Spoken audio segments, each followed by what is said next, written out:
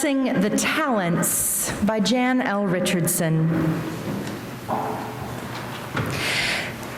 There are blessings meant for you to hold on to, clutched like a lifeline, carried like a candle for a dark way, tucked into a pocket like a smooth stone, reminding you that you do not go alone. This blessing is not those. This blessing will find its form only as you give it away, only as you release it into the keeping of another, only as you let it leave you, bearing the shape, the imprint, the grace it will take, only for having passed through your two particular hands. As we prepare for the word preached, would you join with me, your hearts and minds, in prayer? O God, may the words of my mouth and the meditations of each of our hearts be found acceptable in your sight, for you are our rock and our Redeemer. Amen. The psalmist says, "Truly, the eye of the Lord is on those who revere him, on those whose hope is in God's steadfast love." Friends, a harvest of hope is ours. A hope that all will be one and all will be fed. Death and crying and pain will be no more. This is the promise of our faith, one that is real. It's the one that we bank on. This is the ultimate harvest of hope that arrives in the fullness of time. And in the meantime, we get glimpses of it. Not in some heavenly, far-off, far-flung future, but here in flesh and blood, in real time. And it's important for us to affirm on this day, particularly Reign of Christ Sunday, that no matter who is in charge on earth, no matter who thinks they're in charge, Christ sits on the throne of the universe, and God is in charge. Earthly powers rise and fall, but our God endures forever, and the way of Christ is eternal. This harvest of hope, which we gather today to celebrate, is both our future and our present reality. It's also important for us to remember when we're reading scriptures and contrasting its impact on our lives today, that the people whose words we echo were rejoicing in the Lord and praising God and singing a new song and declaring that God is our help and shield when their lives were pretty crummy. Friends, the lives of the Hebrews in the post-exilic period were pretty crummy. I mean, my dishwasher leaked the other day and I just wanted to crawl back in bed and not get back out again. I have it pretty good compared to the lives of the ancient Hebrew people in the post-exilic period. It's important for us to put things into perspective, and this day does that. This day, when we celebrate who really has the power. On this day, when we gather to give thanks, on this day, when we sit on the threshold of Advent, on this day, when our particular congregation sits on the cusp of the next season of our life together, as this season of gathering in resources finishes up and the next season of repairs and rejuvenation begins. It's important for us today to take a hint from our ancient ancestors and have an orientation towards hope, the hope that is found in God and in God's ways.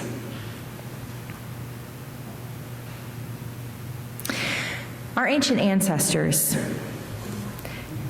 even though they were impoverished and oppressed people,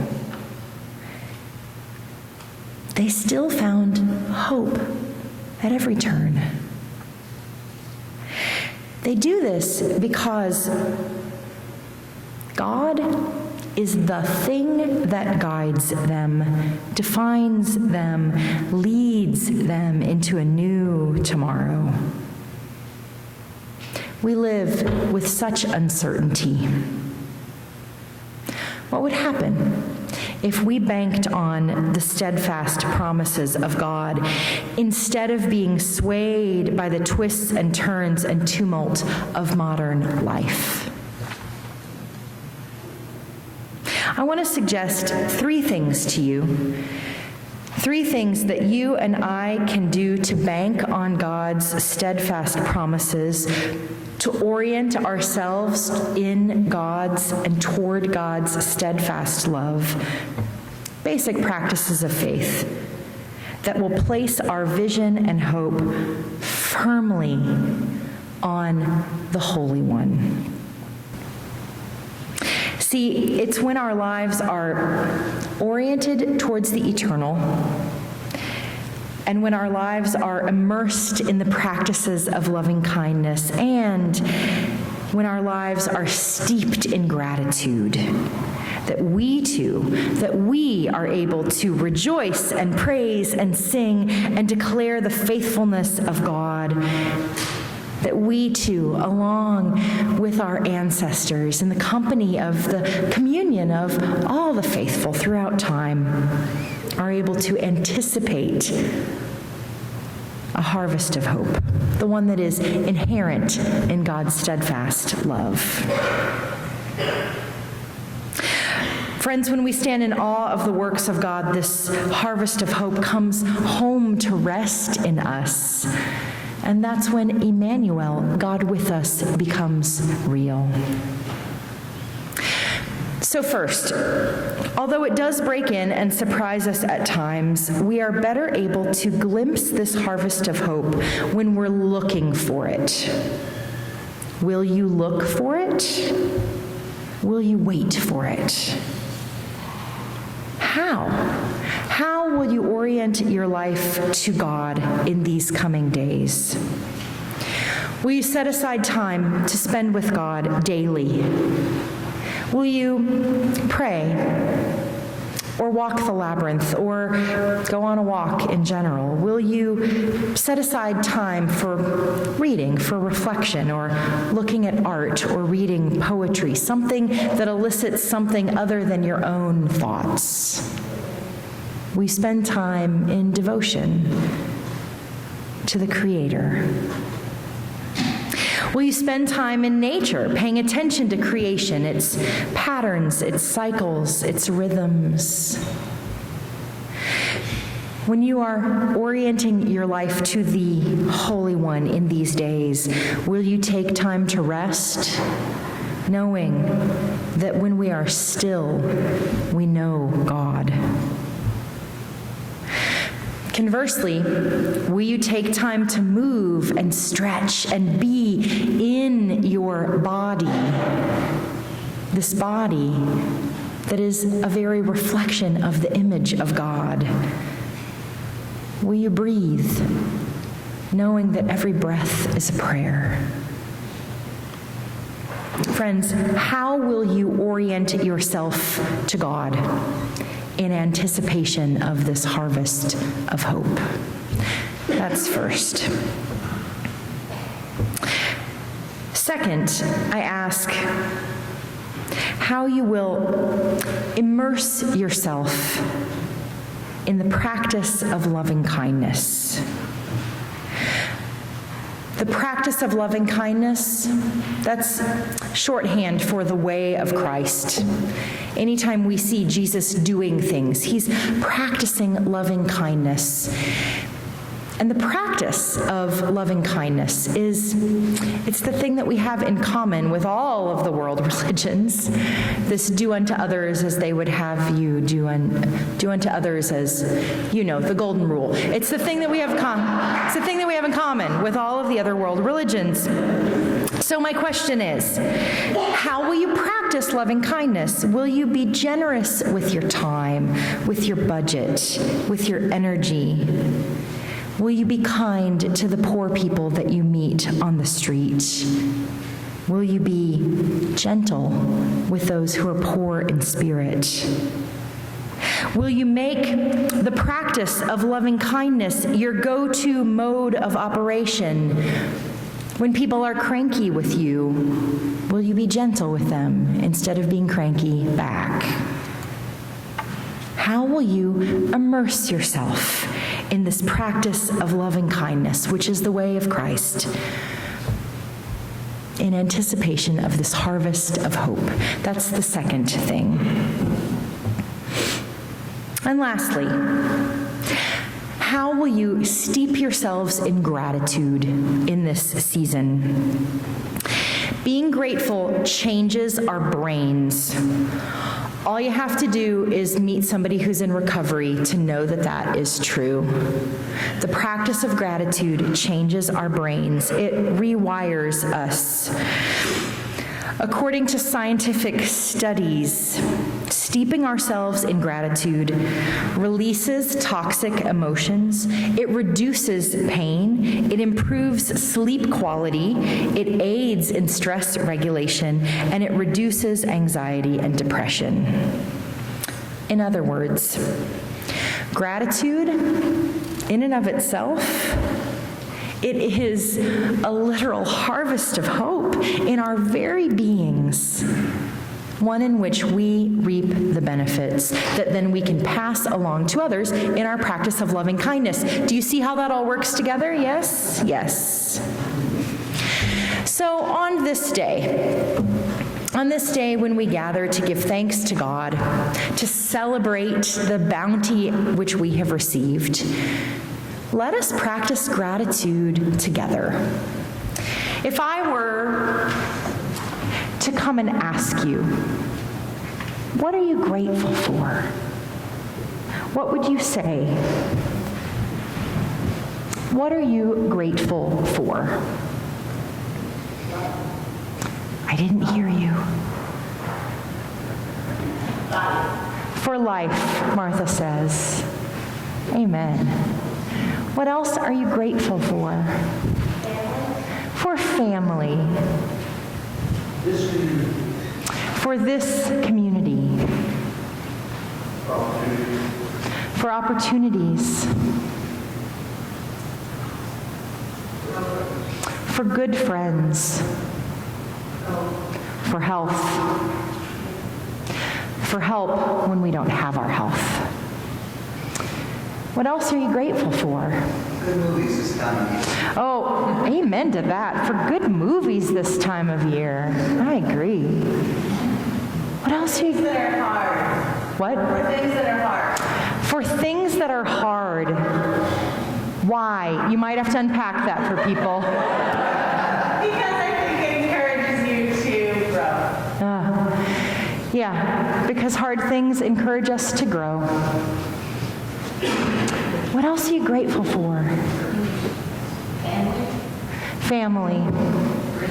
And friends. For religious freedom.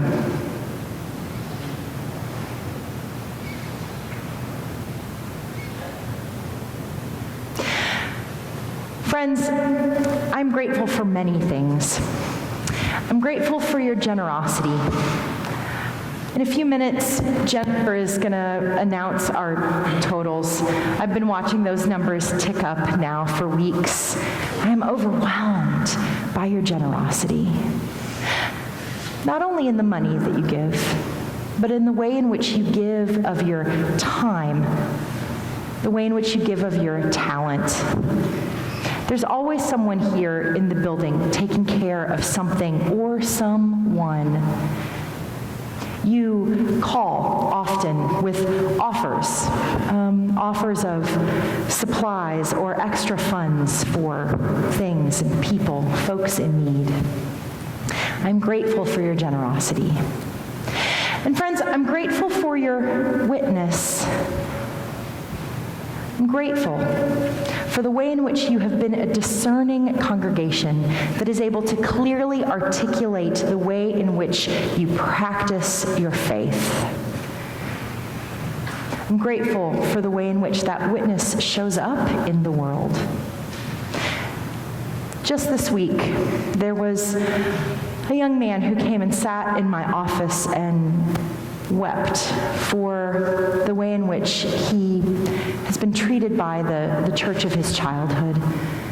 But your witness of being a church that is open to and affirming of gay, lesbian, bisexual, and transgender people it is a point of hope in his life. This week, you paid someone's rent. This week, you made sure somebody had a Thanksgiving dinner. This week, your witness changed this little corner in the world in which we live. Not forever, not for always, but for this moment, for this time, for this community. We have so much to be grateful for. I hope that in the coming days, you will orient yourself toward the holy, that you will pick up an intentional practice of living loving kindness that is the way of Christ, and that you will immerse yourself in gratitude. It will rewire your brain. And in doing so, it will change the way you live your everyday life. The arc of the universe bends towards justice. It happens when we all pull on it a little more, you know? We have so much to be grateful for. Thanks be to God for this harvest of hope. Amen.